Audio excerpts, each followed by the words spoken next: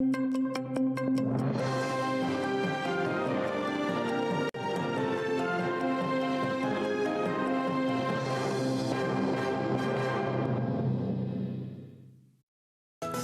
блокування фінансування постраждає не лише АТР. Єдиний кримсько-татарський канал для дітей «Лялє» та радіо «Мейдан» можуть зникнути з ефіру вже 15 лютого. Все через борги перед ізраїльським супутниковим провайдером. Зараз тривають перемовини, щоб відтермінувати плату за супутник до літа. Але погодження від провайдера поки немає. Якщо найближчим часом не відновиться фінансування, то почнеться скорочення медіахолдингу АТР. Сначала мы закроем «Лялє», нам придется закрыть «Лялє», потом придется закрыть Мейдан, а потом уже будем сокращать тогда АТР.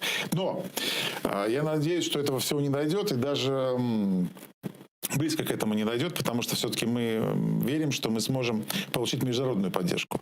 И вот этот стресс нас укрепит. Процес знищення кримсько-татарського мовника запустили наприкінці минулого року. Все через внутрішнє розпорядження Міністерства реінтеграції окупованих територій. Кошти в бюджеті є. 50 мільйонів закладені за кодом 2610, тобто як субсидія для ЗМІ, які мовлять на окуповані території. Їх мав отримати АТР як пряму підтримку, але міністр Олексій Резніков змінив призначення грошей на послуги. Тобто АТР має взяти участь в тендері, а днями оголосив про це в ефірі Прайм Муждабаєв на нашому каналі.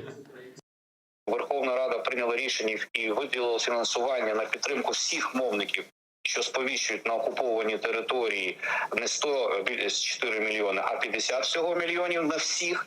На сьогоднішній день є запит від Чорноморки, це теж кримська компанія, яка сповіщує українською мовою, від Крим Реалії, від громадського... Крим Реалії? А їх не Конгрес США спонсорує? Я прошу? А їх не Конгрес США спонсорує Крим Реалії? В мене є запит від Крим Реалії, письмовий.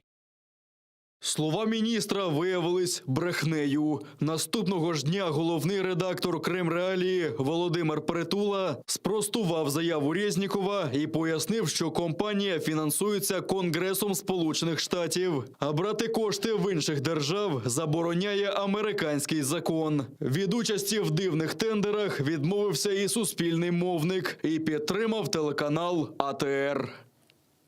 Суспільний мовник вважає некоректним рішення звести виробництво програм до бізнес-конкуренції між комерційними і будь-якими іншими мовниками та каналом АТР, єдиним мовником корінного народу України, який виробляє і транслює через супутник програми на тимчасово окупованій території Криму. Фактично йдеться про загрозу самого існування каналу АТР. Суспільний мовник вважає неприйнятним для себе брати участь у такому конкурсі, коли і якщо його буде оголошено.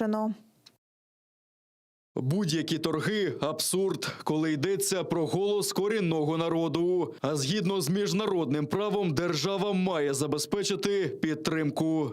Это еще и телеканал для детей. Это и радио «Мейдан». Здесь оккупация, не оккупация. Это СМИ коренного народа. Украина присоединилась и поддержала, и подписала эту конвенцию ООН о поддержке коренных народов, о правах коренных народов, в котором черным по белому написано, что СМИ коренных народов имеют право на государственную поддержку вне зависимости от форм собственности. Потому что так может случиться, что у этого коренного народа нет больше других своих национальных СМИ. Кримські татари не про чебуреки, а про свободу і стійкість в окупації, наголошує гендиректор телеканалу АТР Лінур Ислямов. А ті, хто знає Крим лише з туристичних подорожей, не розуміють, що йдеться про боротьбу за повернення додому. А телеканал АТР – зброя у цій війні. Вот кто-нибудь из нас, из крымских татар, скучает по какой-то чебуречной в Крыму? Есть какой? У нас нет этих чебуречных в голове. У нас вообще, мы не про чебурек вообще. Я хочу в свой дом зайти. То есть я хочу вот поставить дерево, которое я сам сажал. Там, вот мне отец отправляет фундук, дерево, которое я посадил уже с моего огорода.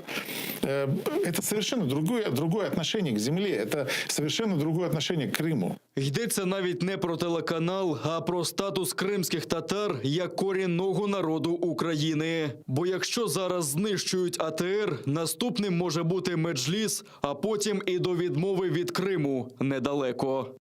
Владислав Стужук, Заман, АТР.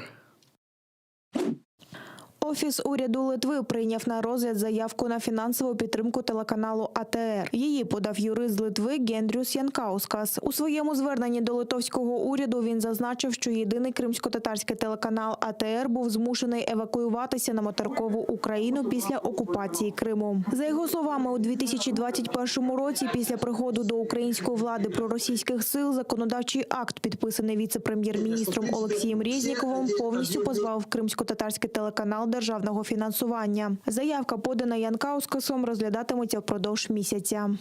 Я прошу уряд Литовської Республіки сформувати комісію із залученням істориків, юристів і інших експертів для прийняття рішення уряду щодо виділення систематичного часткового фінансування для кримсько-татарського громадського телеканалу АТР з бюджету Литви і пропозиції перенести частину діяльності каналу АТР на територію Литовської Республіки.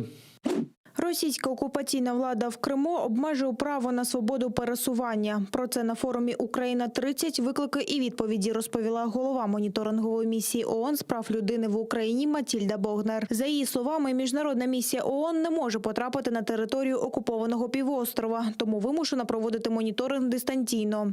За даними, які вдалося отримати, відомо, що через карантин з березня 2020 року Російська Федерація обмежує рух через адміністративний кордон з Кримом.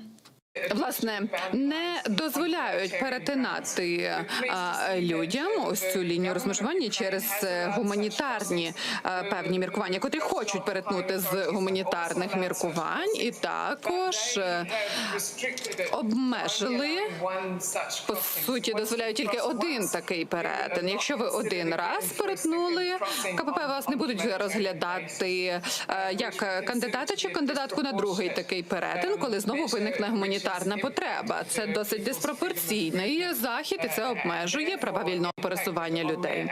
І знову ж таки це впливає на можливість реалізації інших соціальних прав, як працевлаштування, навчання, право зустрітися із рідними чи подбати про своїх рідних у часи пандемії.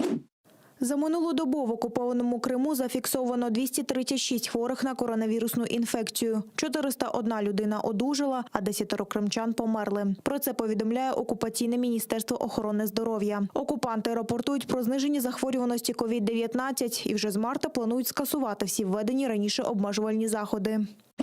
Не Геленджиком єдиним. Друг Путіна та власник Банку Росія Юрій Ковальчук придбав для керманича Росії ще один палац. І теж на узбережжі Чорного моря. Але цього разу в окупованому Криму.